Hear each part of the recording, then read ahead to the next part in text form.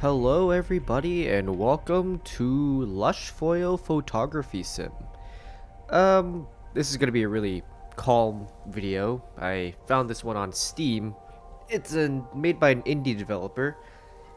And basically the game is just about taking pictures. It's an indie game made from a passion project of real life experiences of this photographer, the developer of the game. I don't exactly remember his name, something Matt something. I apologize.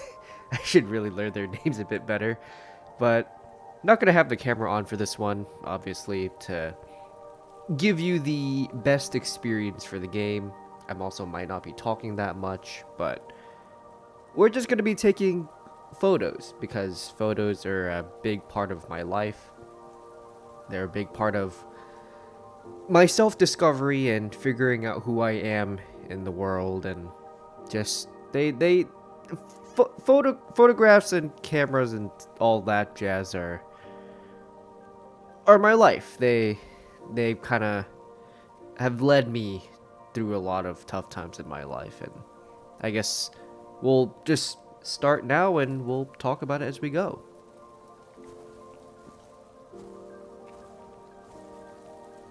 I don't even know where we are right now, I'm not gonna lie. But that is cool. That reminds me of Yosemite. Alright, let's keep moving. Yes, I need contextual help. How do I walk? I'm a newborn baby. Okay. There's a sprint function too. I like that. God, this game is nice. Look at that. First step into the game too. It just drop you straight in. No menu. No nothing. Oh, look, we're on gravel now. White rocks. I've never seen rocks like this, actually. Most of the rocks I see tend to be yellow, especially around the lakes. Also, very blue water. Did you know that water is a reflection of the sky? I actually didn't know that until relatively recently.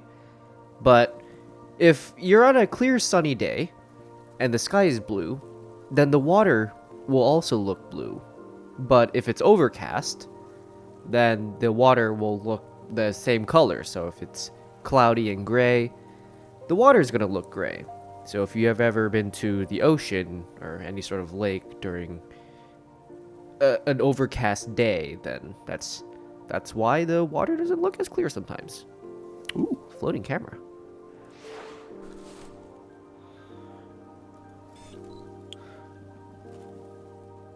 Let's do it. Should we do the rundown of the camera controls? Why not?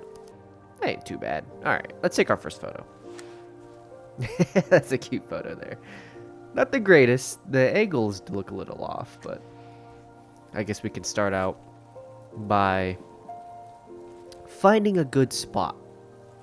There's that little house over there. You see that little house in the distance? There's also a... I think that's another house over there, actually. Let's find out. Is that a house? No, I think that's just some rocks. I'd say let's move a little bit up here. Maybe we can get a nice angle somewhere. Or maybe we should take a picture of this mountain here. Maybe let's move on to... Oh, I tried pressing space to jump, but I couldn't do that. Alright. Maybe something...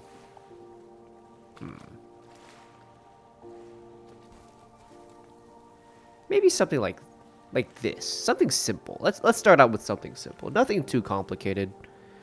Let's pull the camera out. Alright. So, we'll take a picture, not of the mountain per se, but there's this line here that we can sort of angle it. Probably to about there, maybe. Make it look a little...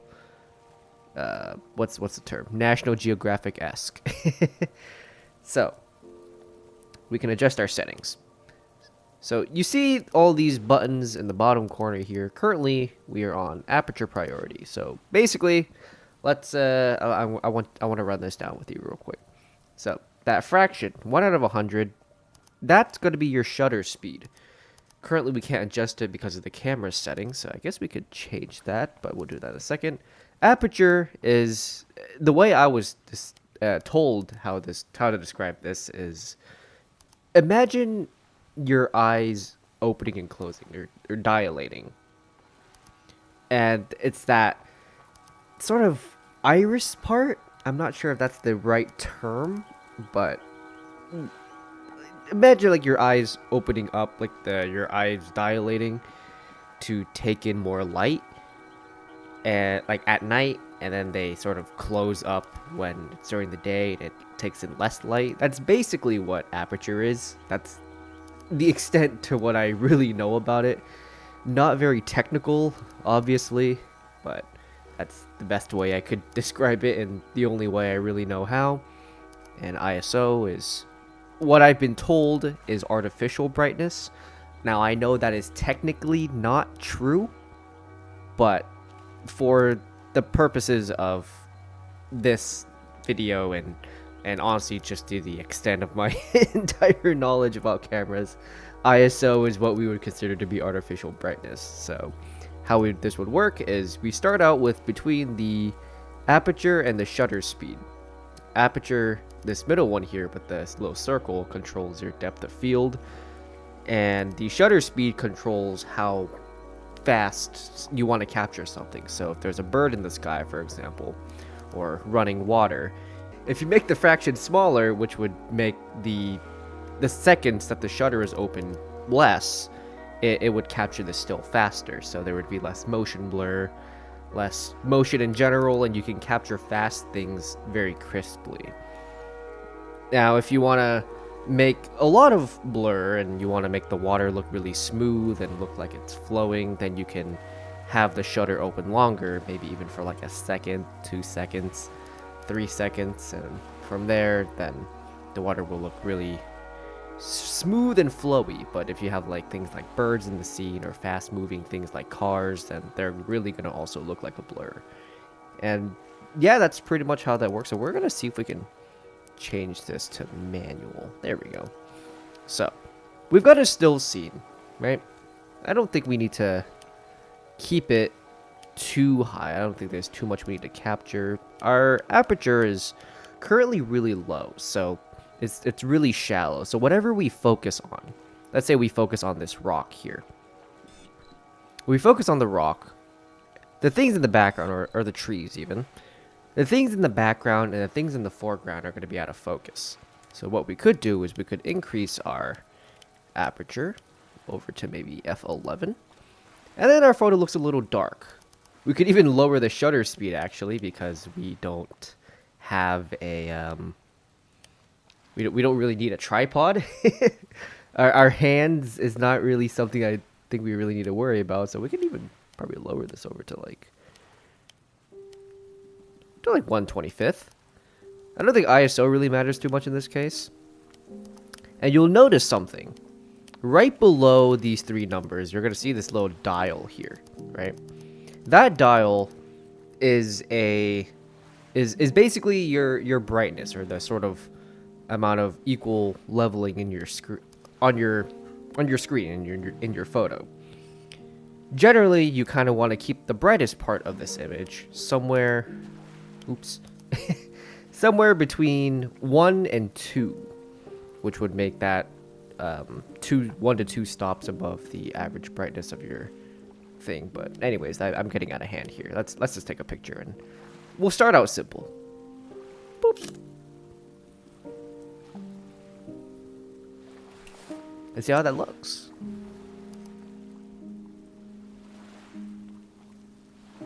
Pretty, but there's this giant white spot in the sky, and you can kind of tell that it takes away a bit of your eyes. Your eyes get drawn over to this top right spot, which isn't good. What we want to do is to be able to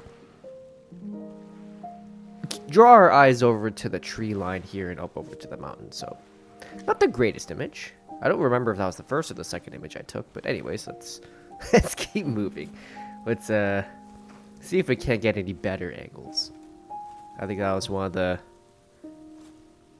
more important things that I've learned from doing photography, is that A lot of the times you're gonna do something, you're gonna take a photo, you have this idea as to what you want the photo to be, and it's not always going to work out. And that's okay. I mean, I feel like that applies to just a lot of life in general. Oh, we can't go up here. Damn. Alright.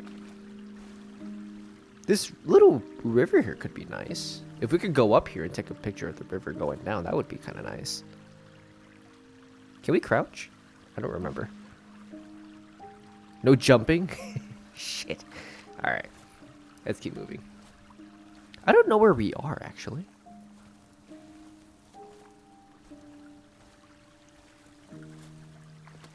You can see there's a little landslide that's been up there, that little red spot. At least I think that was a landslide. Kind of looks like it, doesn't it? A sign. I have no idea where that is. What country are we in? Ah. Look at that. Maybe this would be nice, actually. Maybe we can go out over here and maybe just get a picture of the water. There we go. Nice. Look at that. Oh god. Wrong button. Alright.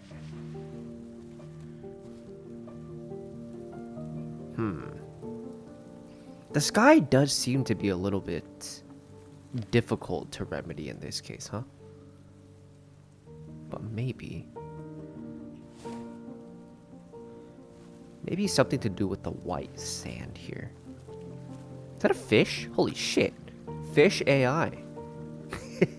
That's crazy. In a game like this. Fish AI. That's an insane voice crack.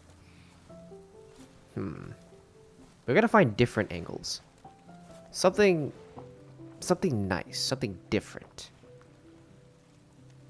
Maybe this rock over here might help us with framing our photo. So maybe something like this. There is that shack on that left side there. But I'm not so sure about how we would do that.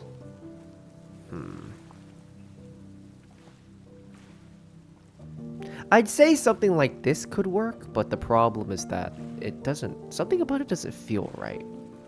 Maybe it's the overabundance of the blue in the water. Maybe it's the overabundance of the sky. Just something doesn't feel right about that. Let's keep moving. Let's see if there's any other angles we can take.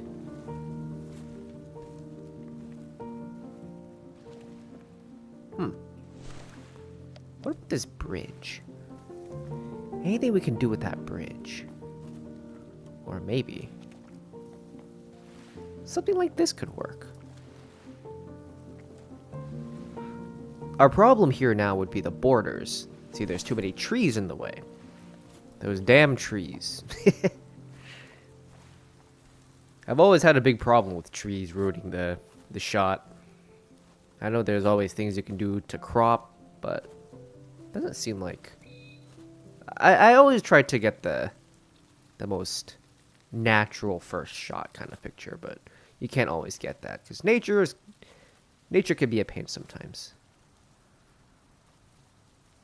This might not be too bad. Look at that.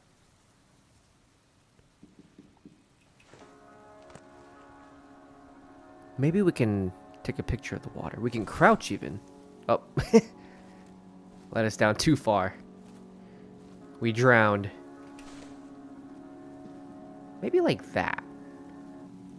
That might not be too bad.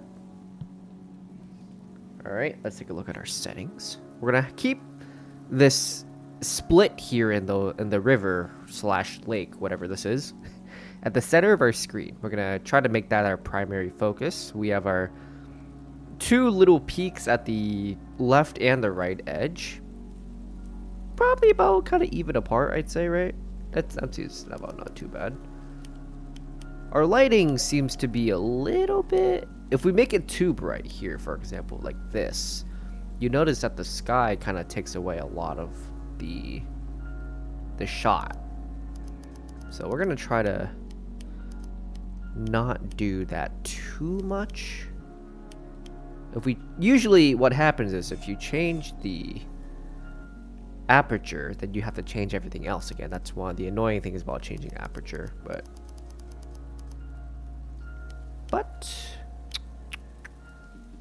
I'd say maybe like that, or maybe we should do a little bit more down like that.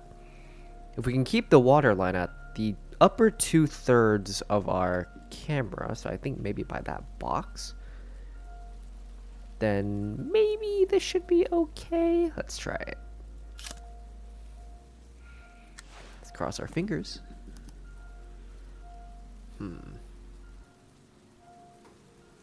Something feels off about this. I'm not sure if it's the blur at the bottom or if it's the lack of focus somewhere, but something doesn't look right. Maybe it's the blur in the water. Maybe it's these rocks over here. They demand too much of our attention. Alright. Let's zoom in a little bit more. Remove that little border. But if you do that, then I feel like you do lose a lot of the background. Not the background per se, but you lose a lot of what makes this picture whole. What's this? Ah! We got a box. Hell yeah. Lost and found, baby. Alright. My eye doesn't really see anything here. I don't see any sort of patterns we can make from it, but it's good that we tried. It's good that we took that shot anyways, because sometimes all you can do is try it. All you can do is see if it works, and sometimes it does and sometimes it doesn't, and that's perfectly okay. But let's keep on moving. I don't want to jar the camera too much. This motion blur is also pretty heavy as well. Alright, let's keep moving. Look at that lake though. Holy crap, we are literally seeing the light of God. My eyes. Alright. This might be nice. Look at that.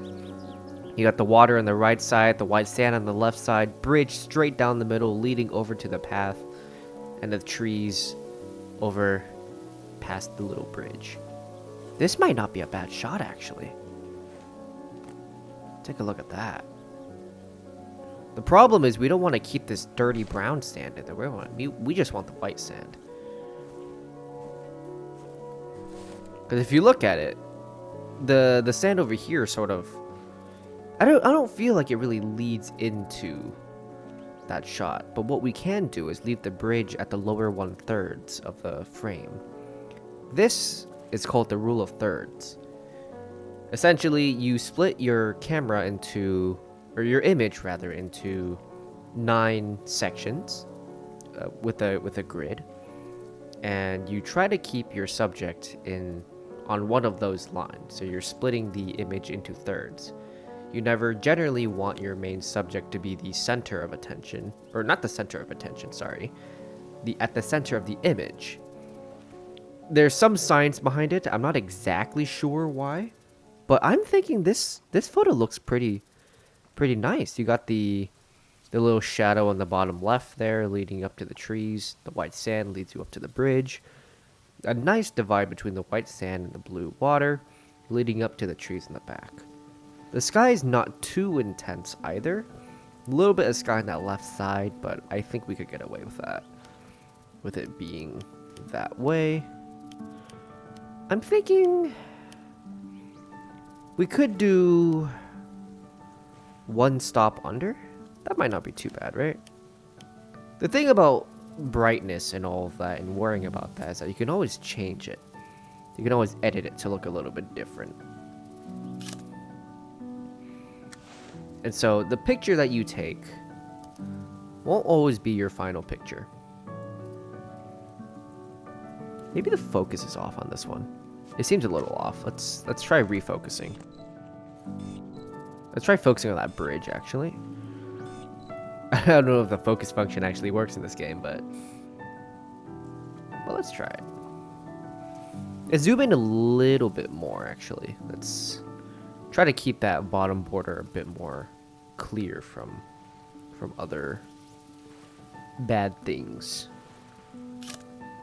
There we are. Let's take a look at that photo, shall we?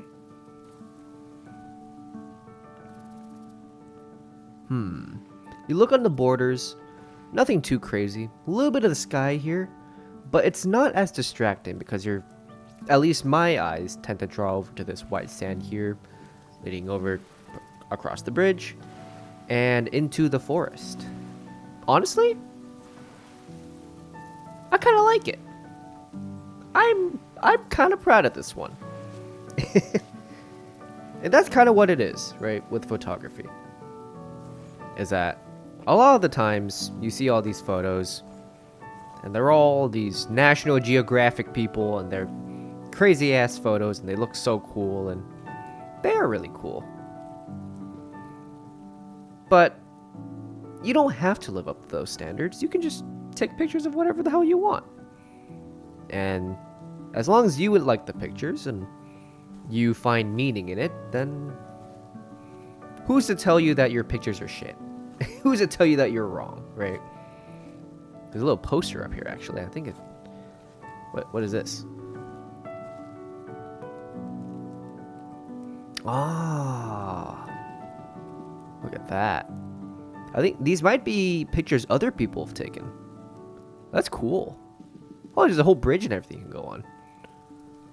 Take all the photos to unlock something new. Oh, actually, we have to take these photos. Okay. Cool, an objective. So we saw these little rocks back there. We can probably go back and take that one, yeah? Let's try that. Try to head back and take the picture. Hit a rock. I guess this is why they have the sprint function, huh? Run! I think it was down here, actually. Or maybe not. Wait, was it? Or maybe it was a bit further back.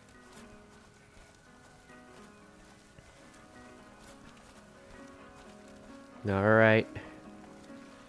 A little further. Here we are. Now, I don't remember exactly how they took it, but I think it was something... how was it? It was something like this, right? Kinda? I don't remember those trees being in the way, though. Let's try it out. Okay, so this would be a really good time to show you what I mean before when I was talking about the aperture. So you focus on this right now. We're currently, our aperture is at 1/13, or f13.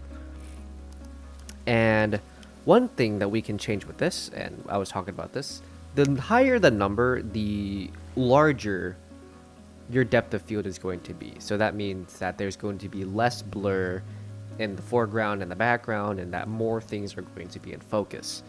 Usually this is really good for things like landscapes, where you want to take a picture of a giant mountain, because you can see the mountain. It's not blurred. You can see the mountain, you can see the trees, maybe there's a river in the foreground. You can see all of it super clearly and things are great. This doesn't work as well, though, with things like portrait photography, because you kind of want to isolate your subject, the person you're taking a picture of. So if you're taking a picture of one person, you don't want the attention of the person looking at the photo to look at that red apple in the background, or some other person that is in the background and take away the attention from the person that you want to capture, or the thing that you want to capture. So in cases like this, where we want to take a picture of these stacked little rocks here, what we can do is we can lower the aperture maybe down to 2.8. That's usually pretty standard for a lot of lenses, and up the shutter speed a little just to clear up some of that brightness and not make everything look too bright. I'd say for the sake of it, we can leave the brightness at neutral at that 0 mark there, and we can just try to take this picture. So let's maybe focus on this closer rock here, leave that back rock a little bit blurrier, keep this front rock at the 2/3. Actually, maybe we can back up a little bit, maybe try to get a new angle. Here we go. Try to keep our camera at in a way where both the front and the back rock are approximately at 1/3 of the screen. That way it's not too terrible. And I hope that we actually got that photo, but let's take a couple more. We can experiment a little bit. Oh, maybe this side might even be better. Now we have a view of all 4 rocks. Ah, there we are. Oh, we can even zoom out too. I kind of forgot about that. Here we are. So we could take a picture of this front rock and have the other 3 in the background. How about that? How's that sound? There we are. We can do something like that. Maybe we can even lower our aperture down to 1. See, you can see here, it's exactly like this actually. This is a really good representation of this. So you have yours at 1.8 and you can only see this front rock here. The higher you go, the more in focus the other rocks become. So it's like, 1.8, you're basically blind, and around f16 you can see all the rocks and they're all equally as clear. So we're gonna try to probably make it in a way where it's not too, they're not too blurry, but to still make it so that the background is a bit blurry. Maybe at 6.2. Maybe like that. That might not be too bad, yeah. Here we are.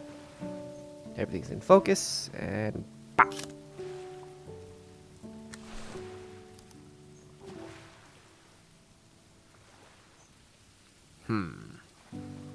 This rock is a little far to the left.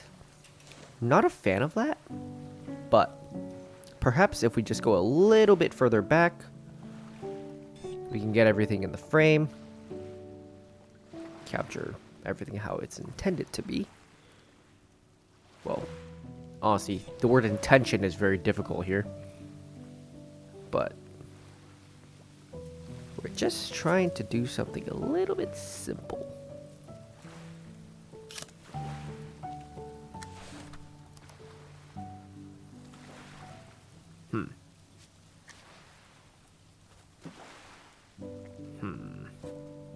Maybe capturing all 4 rocks might be difficult because the tree in the background doesn't help very much, but maybe this water might do something for us.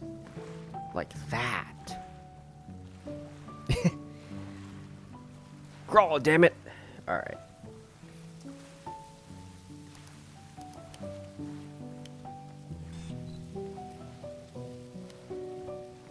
Maybe at 5.2. Here we are. That way we can have the rocks in focus and that water in the background not so in focus. Bah!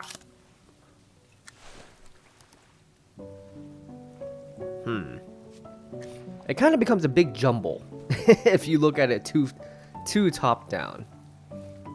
Maybe we'll get another shot here.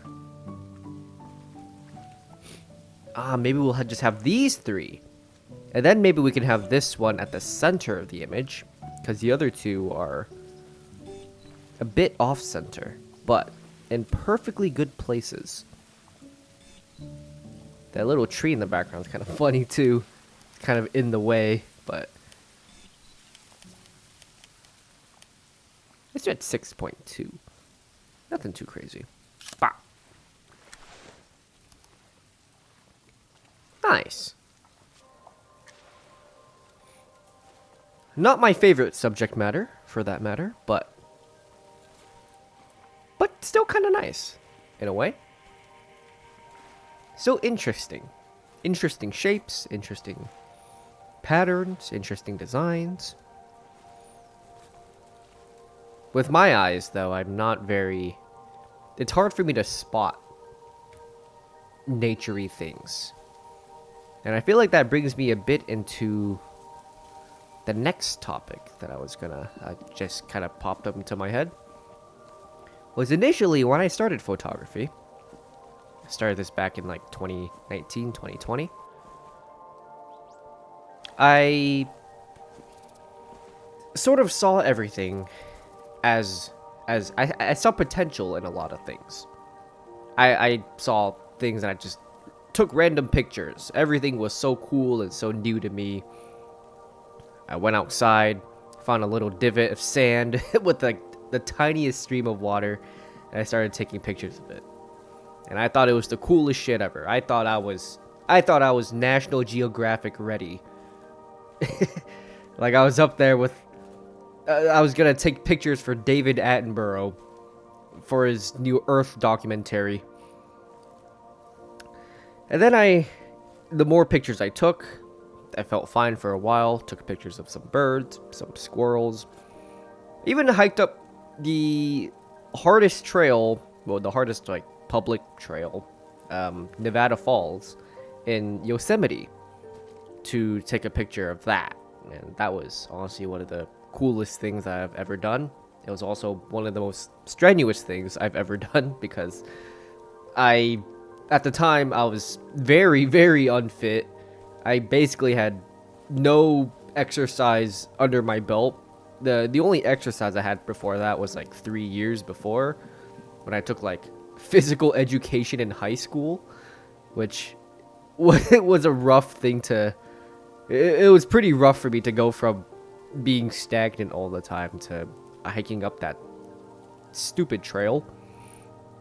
But we ended up doing it, and it was great. Well, we, as in I went by myself.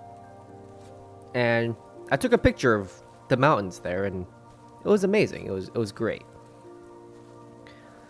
But I've noticed that as time went on, I started to watch other YouTubers, other photography YouTubers, and to learn more, to deepen my understanding and deepen my knowledge of the craft. And I saw all the photos they were taking, all of the photos they showed, went on some of their websites, took a look at some of their best works. And the more that I looked at it, the more I started to compare myself to them. I started to compare myself to the lighting, the angles. Every time I went outside to take some pictures, I would look at it and say, shit, like, that's not as cool as how their photos look. Also, if I sound a little weird, I have a cut on the roof of my mouth, and so I literally sound like I have a lisp right now. I'm trying not to, like, agitate it too much. But anyways, I found myself comparing myself to these other professionals a lot. And obviously the comparison is quite unfair because, well, they've been doing it for 20 years. I've been doing it for like a year and a half, 2 years at that point. And it was tough. Yeah, it honestly was really tough to get over that. But delving back into playing this game is actually the first time that I've done anything photography related ever since I stopped photography. I stopped it for a very long time because I couldn't get over the fact that my photos weren't as good as these others, and no matter how many times I would tell myself that they didn't have to be, it was a really tough pill for me to swallow. I wanted to achieve greatness, but all I could see was failure.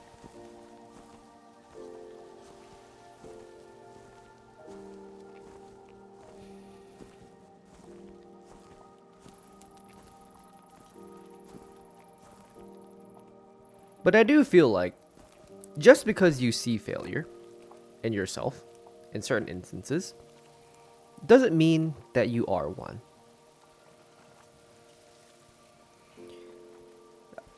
I've been trying to tell myself that the only time that you fail in life is when you give up. and truly give up. And in some ways, that advice makes sense, and in other ways, oh, shit. I hope that recording was still going on. I accidentally ended my. I pressed a button and my entire computer just started going Rambo style. It started going nuts. But anyways, what I was saying was that I feel like photography. Sorry. I feel like failure was something that I always told myself that only happened if I truly gave up on something. And a part of me sort of feels like, in a way, it's kind of true, right? But that also kind of gives a disservice to people who try new things or drop certain things, right? Like it's not fair to them to say that they're a failure if they decide something is not for them. And so it's a pretty rough. It was always kind of a rough discussion for me to figure out whether or not I was a failure. You know, whether or not I deserved to do something. And deserved being a very interesting term. Because, well, who deserves anything, right? But a part of me still sort of felt like just that maybe I didn't deserve certain things. Maybe because I was bad at this skill as opposed to somebody else, that maybe I didn't deserve to have it. I didn't deserve to be there. But that's also quite a silly thought, if you really think about it.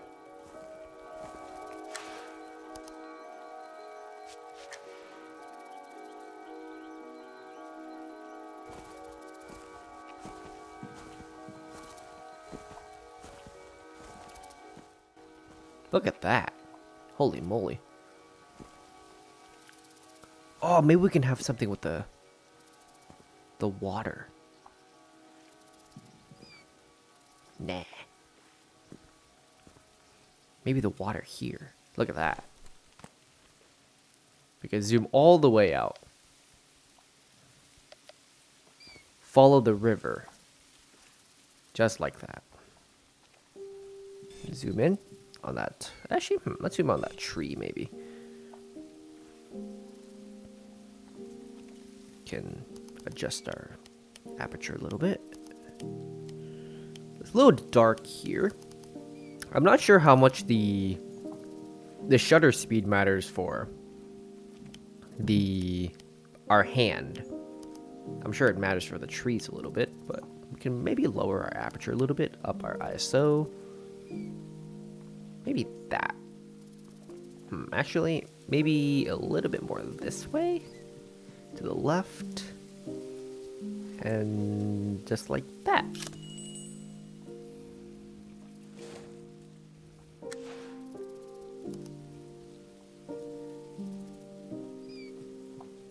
Beautiful. Perfect. All right. And one of the biggest things that I've forgotten over the years of not doing photography, and even in doing photography, this was something that I learned a lot, was when I started, I always tended to focus on one thing, right? You go here, for example, on this bridge, you look over to your left, and you see this. Looks beautiful. You see the little river, you see the boat, the little canoe there, stairs going up, top landing up there. Beautiful, right? A perfect picture. But one thing that this single-minded focus can make you forget to do is to look at your surroundings. And the biggest thing is to look behind you sometimes. Because sometimes in focusing on the small things, you forget to take a look at the other beautiful parts of life. You forget how beautiful life is as a whole, how cool things can be, how calm and peaceful the world can be in the midst of all the ruckus and the crazy things happening in the world. Let's lower the ISO here. Maybe at 7.8. That might be the greatest thing, but let's try it out. It might be a little out of focus.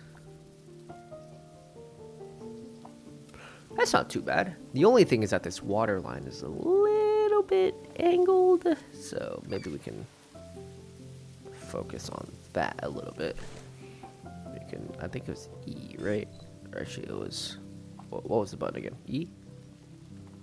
Okay, maybe we can try to angle that water line a little bit. I don't think we can do that.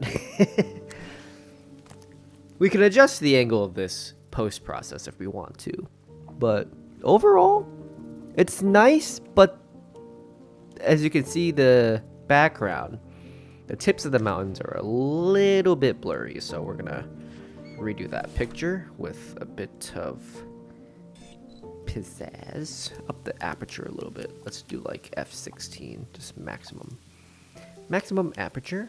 We'll do ISO 800.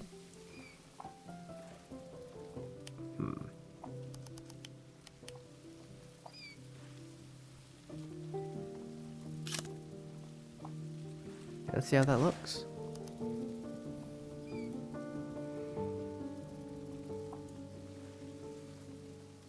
Not perfect, but sometimes we chase perfection too much. It's about enjoying life sometimes, and just enjoying the process of making cool things and being yourself. Honestly, I find myself not even really bringing a camera out too much anymore these days when I go on to the local national parks, which is a blessing that I have, that I've realized that not a lot of other people seem to have. But I tend not to bring my camera too often, or if I do, I tend to bring a light setup, just the camera and a single lens. Because of that single-minded focus, you tend to focus so much on trying to take pictures, you tend to forget the overall reason that you're there. And you tend to forget that you're there to enjoy nature and enjoy what it brings you, what it offers. It's a very difficult thing to remember sometimes.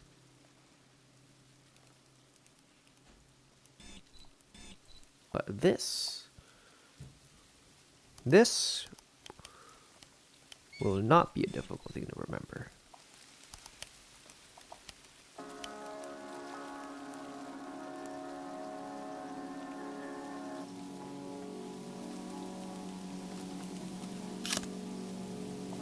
Beautiful.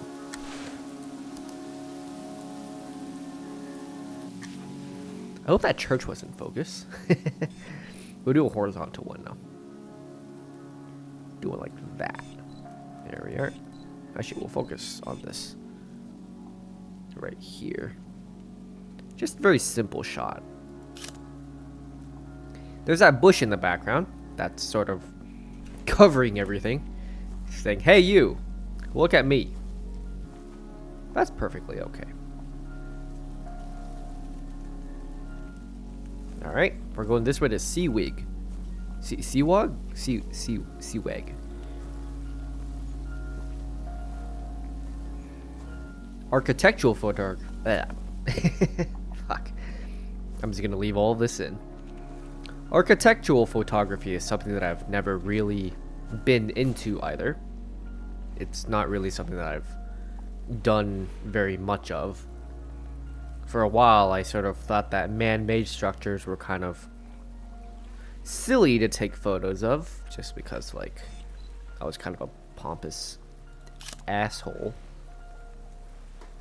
Let's do a little bit more. Let's keep it more centered here.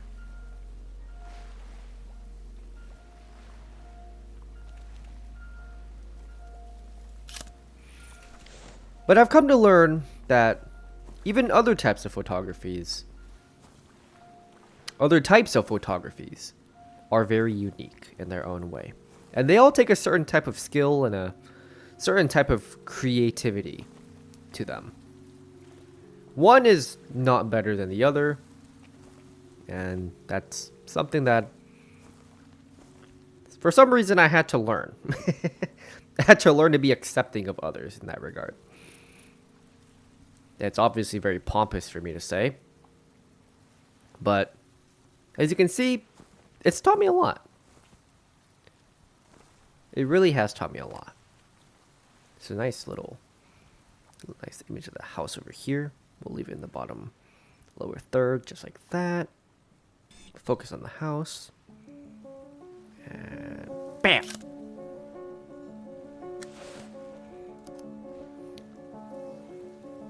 Perfect. We'll try to get at an angle as well. We'll try to move a little bit on this side over here. We'll try to hit it from, have the house a little bit at an angle like that. See a little bit more of that river.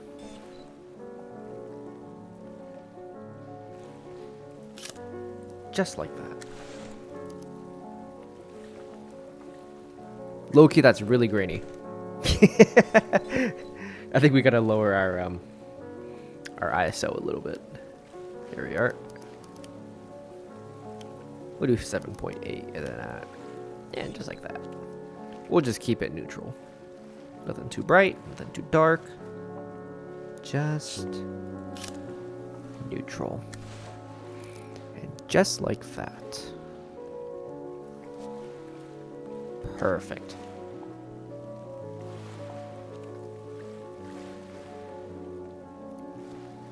All right, let's keep going. Make sure there's nothing else. Maybe we could take a picture of the church. Maybe against the backdrop of the mountains. That might be nice. We can't climb over. Protect the plants. Even in a video game, there's there's things stopping you from overtaking the local wildlife. I don't think the light's with us here, because the cross looks kind of nice, but the rest of the house looks a little. Whoa, it's a butterfly! Whoa, that's so cool. Anyways, maybe we could do something like that with the butterflies in too. Here we are. We're not gonna adjust too much on the camera. We're just gonna keep it simple.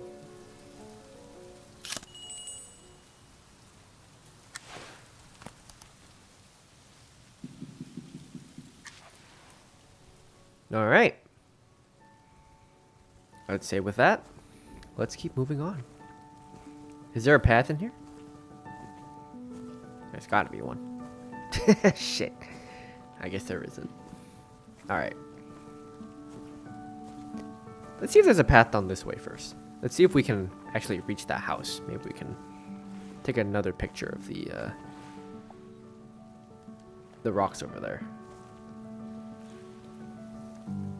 Ah. I hope you guys aren't feeling motion sick by this. That might be a little rough. I'll turn off the motion blur next time.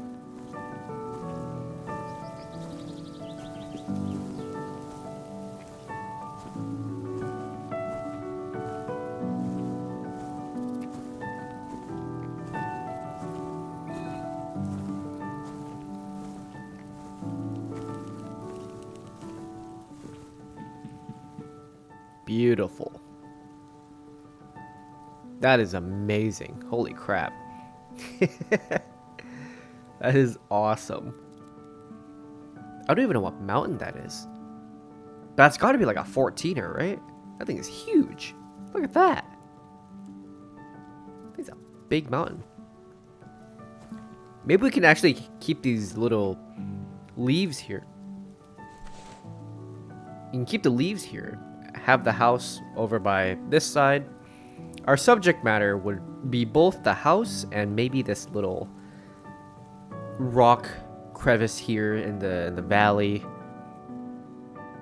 Something nice like that. If we go a little too far out, you can kind of see that there's too much things going on. But if we zoom in a little bit, just like that, keep the house within the frame, keep that little valley thing within the frame as well.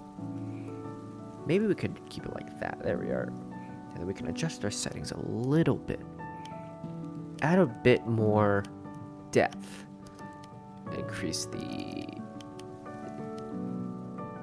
Maybe we can lower it down to 50. I hope that doesn't affect our ability to take the photo without it being too blurry or anything. And let's try it.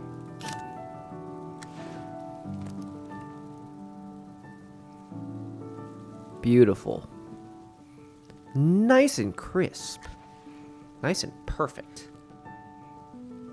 Just as nature is. Perfect in every way. Oh, there's a literal house behind us. Holy crap.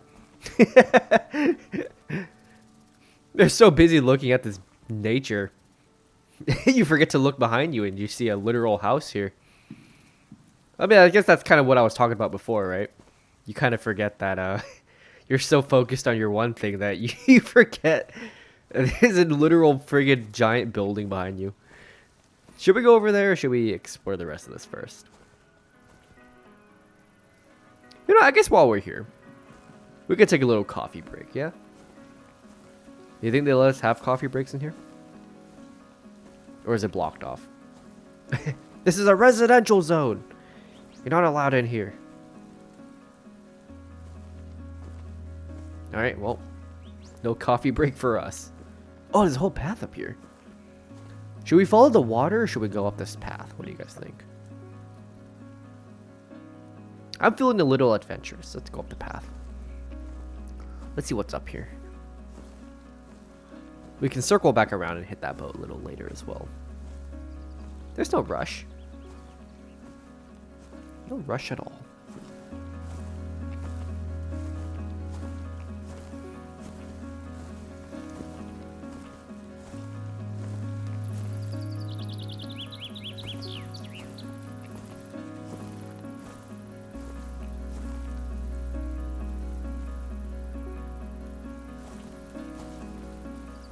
Huh. The way these trees are structured, or standing, I can't really say structured. It's like man-made. But maybe there's a pattern we can actually make to be able to make these trees pop a little. Especially with that blue in the background and the little gray sand. It might work.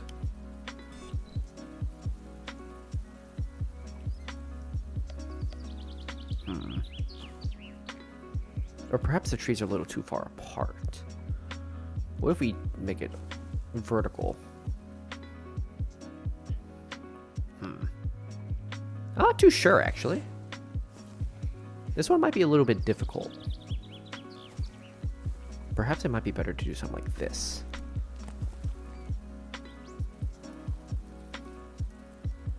Maybe something like that. I feel like that middle tree is a little bit too center of attention-y though, right? Here, we'll do like that. Maybe like that. That might work. Maybe we'll increase the aperture a little bit to give it a bit more depth of field. Make sure that the picture isn't too overexposed. Although we might need it a little bit overexposed actually to see that tree bark properly. And then bam! An interesting photo. Not sure if it's up there with the greats, with my favorites, but art can be interpreted in many ways. And I think we'll leave it at that. Or maybe we try this way instead, actually. with the light hitting from this side, it might actually work better this way.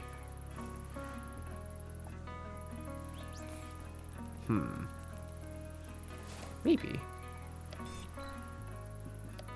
Maybe something like that. The only problem is that the sky kind of takes away a lot of the attention from the trees. But what's living life if you don't try? Alright. Moving forward. Oh, we're over here now. Nice. Do we actually get to see the house? Oh, it's right there. Oh, cute. Okay, let's go. Let's go over to the house. We'll take a picture of that in a minute. But right now, it's house time. Actually, we might actually be able to take a picture of the house from this angle. Because the other angle, we were trying to take a picture of that valley over there. But this angle might even be better. Too much green on the sides. We're going to go vertical with this. And... Or maybe we can go horizontal, actually. Maybe that shack with the hills, the line of the trees. Maybe that might work, actually. That might not be too bad. All right, let's adjust our settings a little. Maybe a 7, maybe a 9.5. Maybe that might work. The white might be overexposed a little, so maybe we'll up it to 100. Make it half a stop underexposed.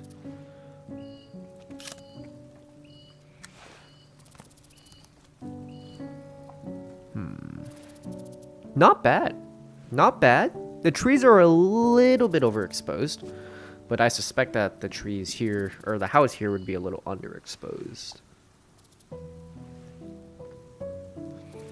Little artifact in here. I'm not sure if that's the camera, the game, or me. It could really be any one of those. I'm not sure if that's a issue with the... Oh god. Gotta adjust it real quick. Move! There we are. The game just came out, so of course there's going to be a little bit of bugs here and there. But we'll try one more time, a little bit closer. How's that sound? I think it sounds like a great idea.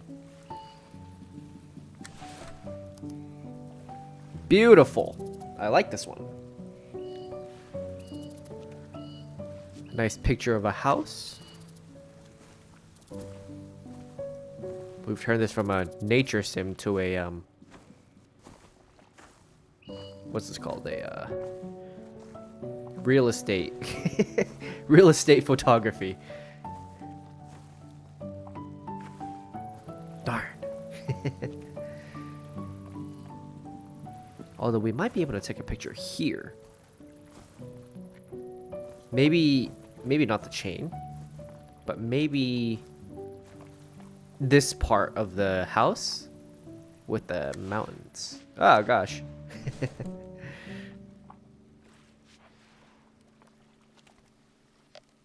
Okay.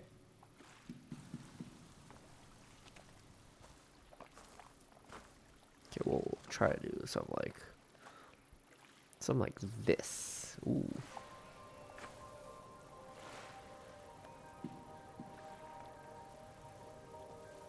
Try to keep that chain out of the way. All right. Maybe something like this. This might work. I don't know how I feel about this one, because that house is kind of in the way. But maybe that canoe might work. Maybe just the canoe alone might do something.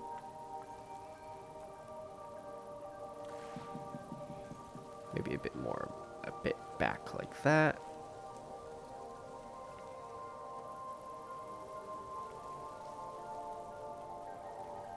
Maybe like that. That might do something. It might tickle your fancy. Keep that. Maybe the tips of that mountain. Just like that. Better, but not perfect. And this is where we segue into the topic of self-criticism. That's something I tend to do a lot, if you haven't noticed. I tend to, every time I make something, I tend to over-critique it. And I feel like that's a common problem a lot of us as people seem to have. And while there's nothing wrong with critiquing yourself, sometimes I find that we can be a little harsh on ourselves. We can be a little mean. But the question is, why are we mean to ourselves? I mean, what's the point of doing something like that? There isn't. There isn't a point to being mean, because you're just you. You know, you're trying your best, you're creating your best work, and you're just doing your best in general. But I think the reason that we're all so mean to ourselves is because we tend to compare ourselves to other people. Just like how I compared myself to all of those nature YouTuber photographers and National Geographic people, wanting to strive for perfection and feeling like if I didn't make any progress immediately, then I was kind of a loser. I kind of sucked. But the reality is that's not the case at all. It never really was the case. Because all we have in life is just to try our best. That's really all we literally have. It's just us, the people we love, and your ability to do the best that you can. You can't manifest things, right? You know, like in the sense of like psychologically manifest it. But all you have is your best. And as long as you're putting in that effort into whatever you love and you're really trying your best, then who gives a shit what other people say? Who gives a shit what other people define success as? Because that's stupid. And those other people are dumb. And it's called survivor bias. Oh, this is a good one. This is going to be a good spot. Look at that. Make it horizontal. Focus on the house. Just like that. Should we keep the grass in that 1/3? Maybe we should. Try to keep the water a bit centered and bah. Beautiful. But maybe we could try one without the grass as well. If we do it without the grass, it might be a bit tough actually to see the mountains, but if we don't focus on the mountains and we just focus on that house with that little line going down on that left side, try to keep at the corner like that, and just like that. Perfect. Nice.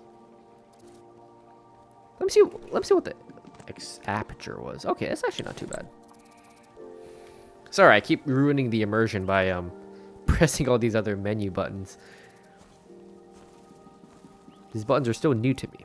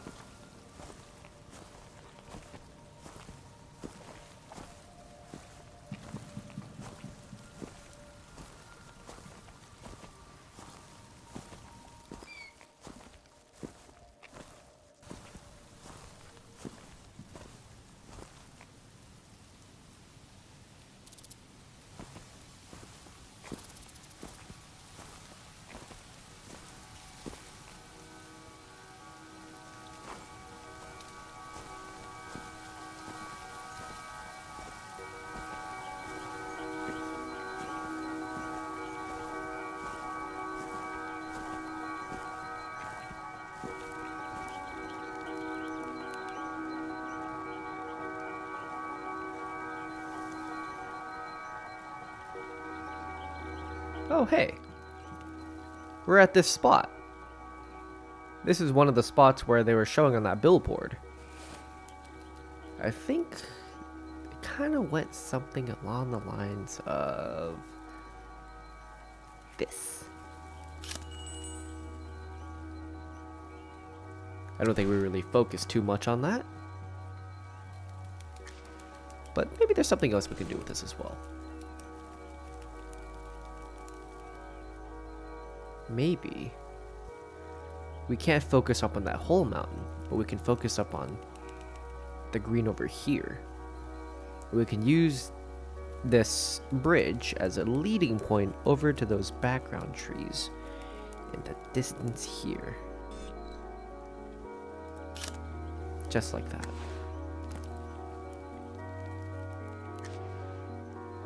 Beautiful. Not sure we can stand on the side over here. That might be a hazard.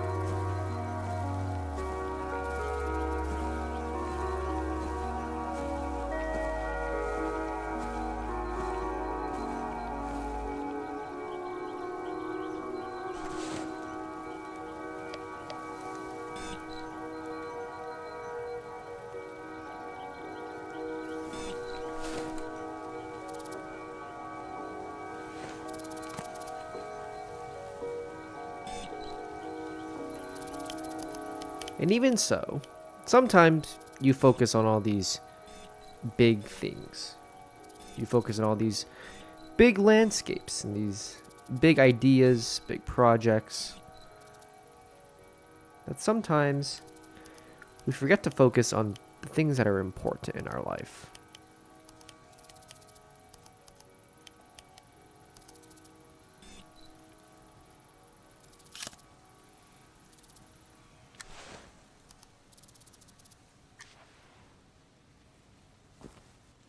We forget to focus on the little things. Well, I would try to focus on the little things, but the problem is, focusing on the little things. Seems like a low aperture isn't a great thing for this. But maybe, like, that.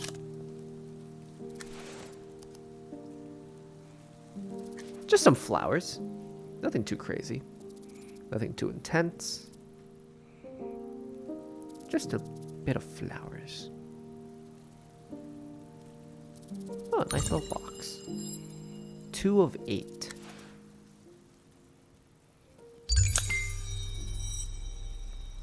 Nice. We'll attend that location next time. Today we'll just explore this.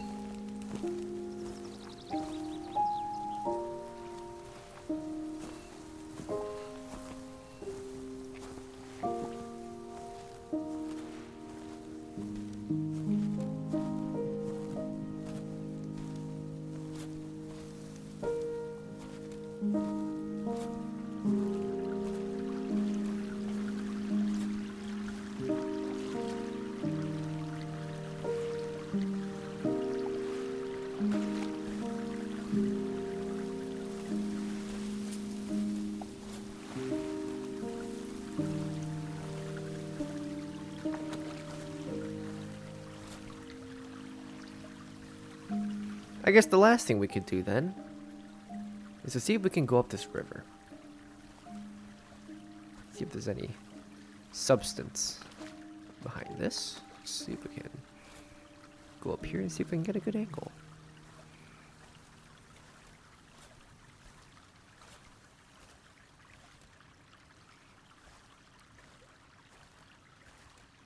See if we can actually go all the way up, in fact. That'd be really cool. There's a pathway on this right side here. I think that leads back down to the forest. Back to where we came from. But there's a little spot up here.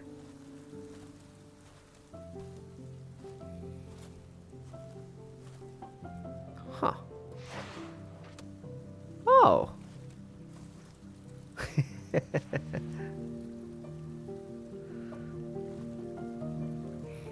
Look at that.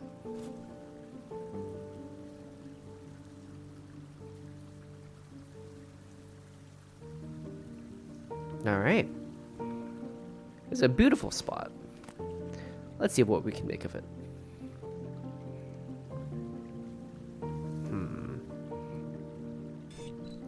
My photography eye doesn't see too many things right now.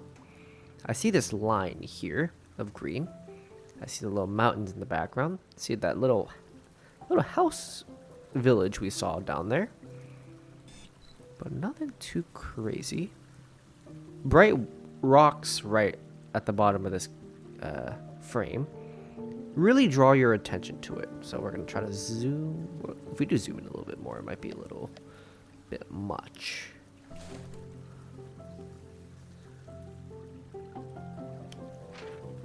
Let's try to throw that plane. Whoa! Woo! That's cute. Remember, we gotta pick it back up though. If we don't, that's littering. But maybe instead of looking at the river or the lake, what we can do is look at this rock over here. You can take a look. This would be a really nice spot to take a picture of. Like that. Try not to make everything a little too bright. Give some adequate lighting to both the shadows and the highs. And when we're ready,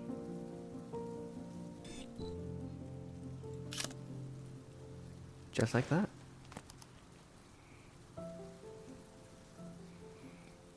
Beautiful. All right.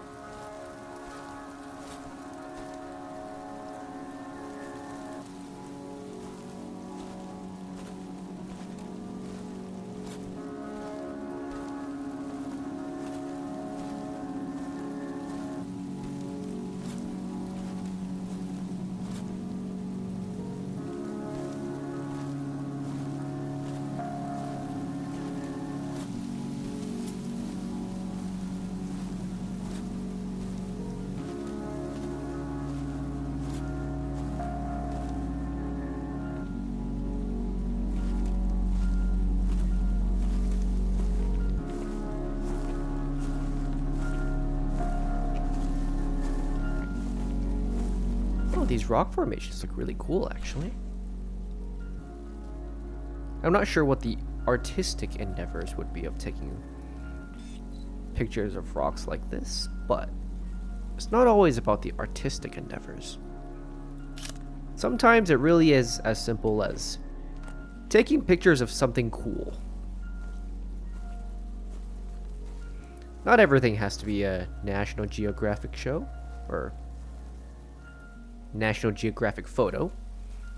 Sometimes it's just taking pictures of something that you think looks great.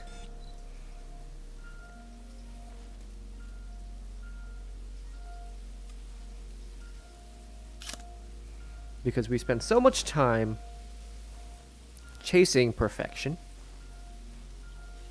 Sometimes we just forget to breathe.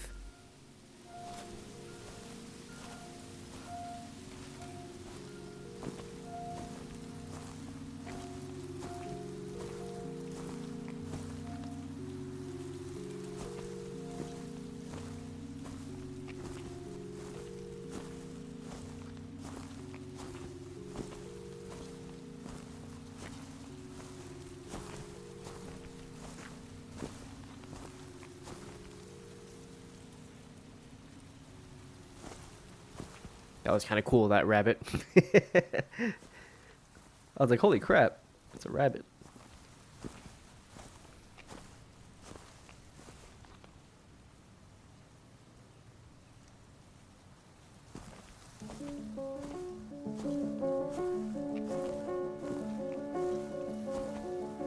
Ah, another box. Good for us.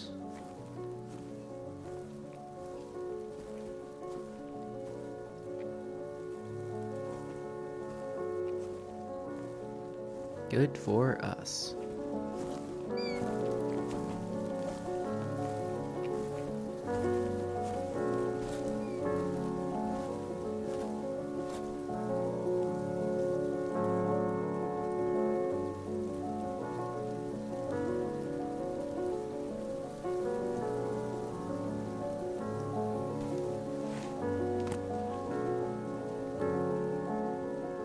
There's a final photo.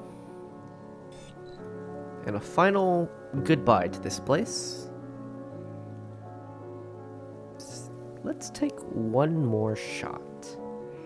Something that encapsulates this place. Something that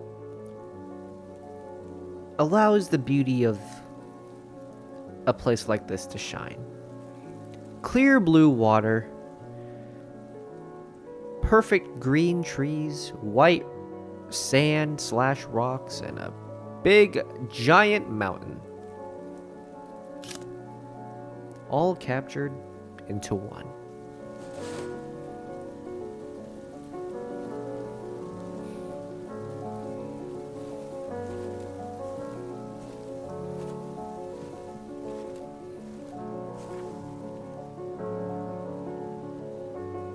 What a beautiful place.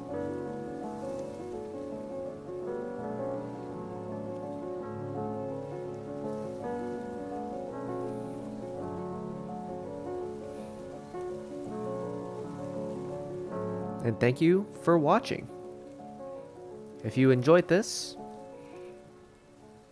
leave a like, subscribe, press that notification bell if you'd like, and thank you for watching. And have a good one.